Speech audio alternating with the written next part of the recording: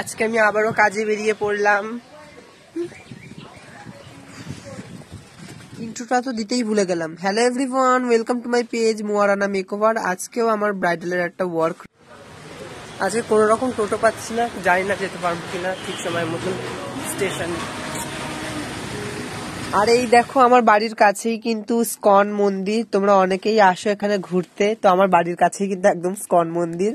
আর এখানে আমি তাড়াতাড়ি করে টোটোতে উঠে পড়েছি, অনেকক্ষণ পর টোটো পেয়ে গেছিলাম, তারপরেই কিন্তু আমি স্টেশনে চলে এসেছি। স্টেশনে এসে নিয়ে তাড়াতাড়ি করে আমি টিকিটটা কেটে নিয়েছিলাম, আর টিকিট কেটে নিয়ে রেস্ট রুমে বসেছিলাম, কারণ ট্রেন আসার অনেক দেরি।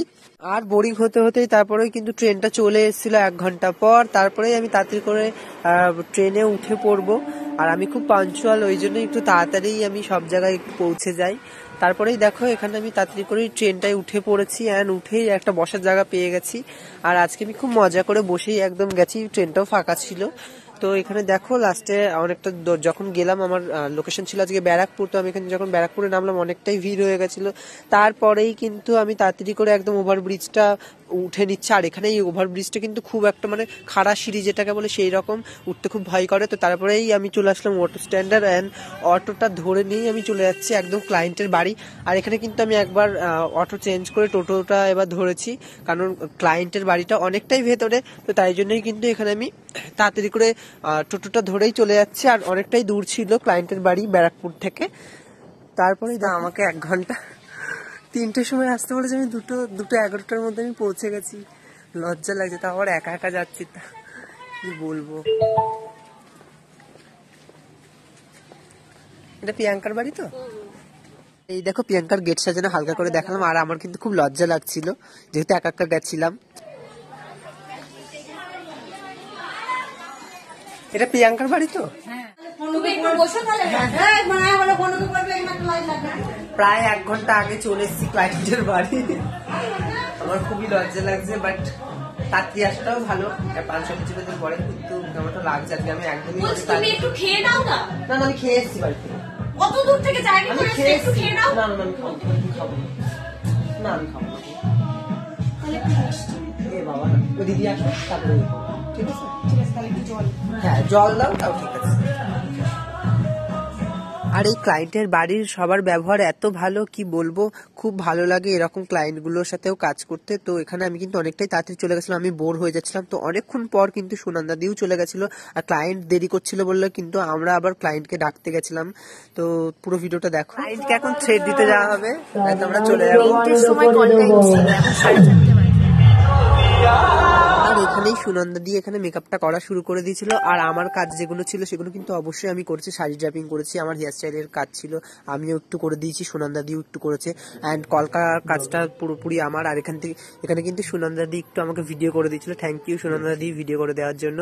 যাই হোক, খুব ফ্রেন্ডলি। তারপরেই কিন্তু দেখো আমরা কিন্তু আমাদের কফি দিয়ে দিয়েছিল, কারণ আমরা অনেকক্ষণ কাজ করছিলাম, তো তাই জন্যই কিন্তু আমাদেরকে একটু কফি দিয়ে গেছে। খুব ভালো, বললাম না এই ব্রাইডের ফ্যামিলিটা এত ভালো, কি বলবো, মানুষকে খুব শ্রদ্ধা করে, খুব ভালোবেসে আদর আপ্যায়নটা করে, আমার তো খুব ভালো লেগেছে। আর এই দেখো আমরা কিন্তু তাড়াতাড়ি করে স্টেজের কাছে চলে যাচ্ছি ওর কিছু ফটো মটো নেওয়ার জন্য।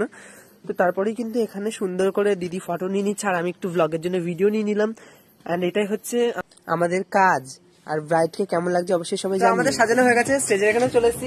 ব্রাইড একটু হাই করে দাও, বাই করে দাও, বাই। এরকমই ক্লিপ অ্যান্ড এখানেই আমরা কিন্তু বেরিয়ে আসছি আমাদের বাড়ি যাওয়ার উদ্দেশ্যে।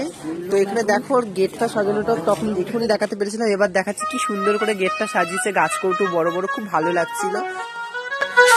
চলো বাড়ি, কিছুই বুঝতে পারছি না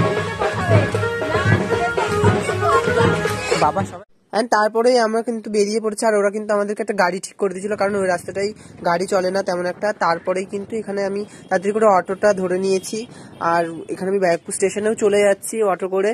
আর এসে নিয়ে কিন্তু স্টেশনে অনেকক্ষণ বসেছিলাম, প্রায় 1 ঘন্টার, বসে থাকতে থাকতেও বোরিং হয়ে যাচ্ছিল। ট্রেন আসার নাম নেই, কখন হয়ে গেছে 1 ঘন্টা থেকে বসে, ট্রেন আসার নাম নেই, কি করছে ট্রেনটা, কে জানে কখন বাড়ি পৌঁছবো। অ্যান্ড তারপরেই কিন্তু ট্রেনটাও চলে এসছে, তখন অনেকটাই রাত হয়ে গেছে। তো তারপরে কিন্তু আমি ট্রেনে উঠে পড়েছি, উঠে আমি একটু দাঁড়িয়েছিলাম, তারপরে কিন্তু বসে পড়েছিলাম। অ্যান্ড এখানে কিন্তু অনেকটাই রাত হয়ে গেছিল, আর ট্রেনের ভেতরে একদমই ফাঁকা হয়ে গেছিল, কয়েকজন মাত্র ছিল। তো এখানে দেখতে দেখতে আমার লোকেশন চলে এসছে, মানে হবিপুর চলে এসছে। আর এখানে আমি কিন্তু তোমাদেরকে দেখাচ্ছি আমাদের স্টেশনটা, খুব ভালো লাগে রাত্রেবেলাতে, কি সুন্দর চিকচিক করে প্ল্যাটফর্মের উপরগুলো। তো তারপরে দেখো এখানে আমি একটু আমার দিকেও দেখিয়ে নিচ্ছি। আচ্ছা তোমরা বলো তো তোমাদের কেমন লাগলো আজকের পুরো ব্লগটা? ভালো লাগলে কিন্তু একটু লাইক কমেন্ট শেয়ার করো। আর হ্যাঁ, আমার কাছে যারা ভাবছো মেকআপ শিখবে বা কলকা শিখবে তারা কিন্তু অবশ্যই কন্ট্যাক্ট করতে পারো। আর এখানে দেখো আমি তাড়াতাড়ি করে নেমে যাচ্ছি, অ্যান্ড তাড়াতাড়ি করে এখানে আমি রাস্তা ধরে চলে যাচ্ছি, আর খুব অন্ধকার। আর এখানে কিন্তু আমার বাবা আমাকে নিতে এসেছিল, আর এখন বাজে প্রায় রাত 12:30, অ্যান্ড এখন সবার মাঝরাত, আর এখন আমার বাবা আমাকে নিতে এসছে, আমরা এখনো ঘুমাইনি। যাই হোক, কাজটা এরকম অনেকটা দেরিতেই, অনেকটা দূর লোকেশন হলে এরকম দেরিতে দেরিতেই বাড়ি আসতে হয়।